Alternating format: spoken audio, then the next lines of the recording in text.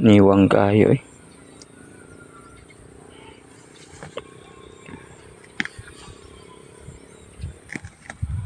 Mulian ran.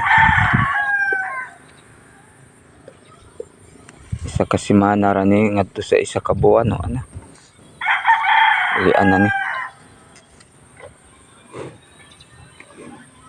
Por gahonon lang ni siya og kuan. Panyawan. Grabe yung kumbate ani ito sa bukid ba kay limang ka na manit ko din ko ano. Kini oh.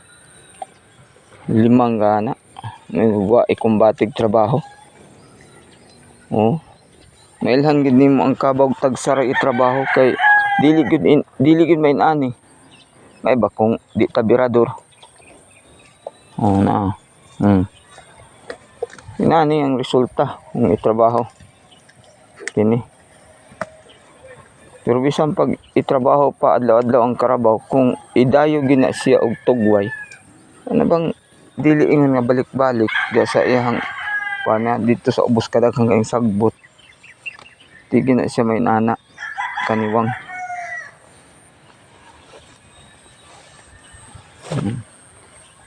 Ilhan imong kabaw eh.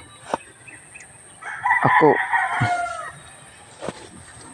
kasayod ko giunsa ang kabaw pag malamala pag trabaho dito.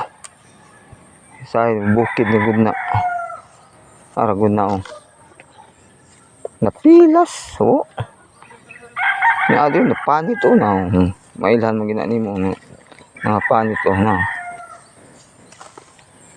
Dry ang panit tungod gapoy tuna-tuna. O aon. Dito ra sa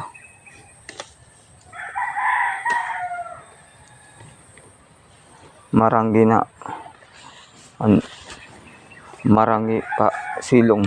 Taman maghapon hantod ng lapok nga namilit. Ana. Kulang gid siya sa harap. Kulang siya sa trabaho kumbate siya. Ayun pa sumangil manggod tungod kuno kay nang hingo. So dili man daghan mang mga tao nga nakagamit og kanang manghingo.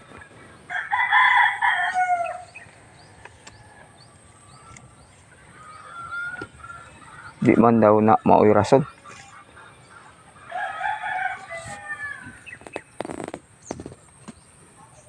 Manghingo ang karabaw magniwang dili. Magniwang mo gina kay nang hingo nga imo itrabaho.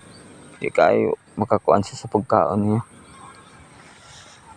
So okay. Dawat naman ako ng tanan.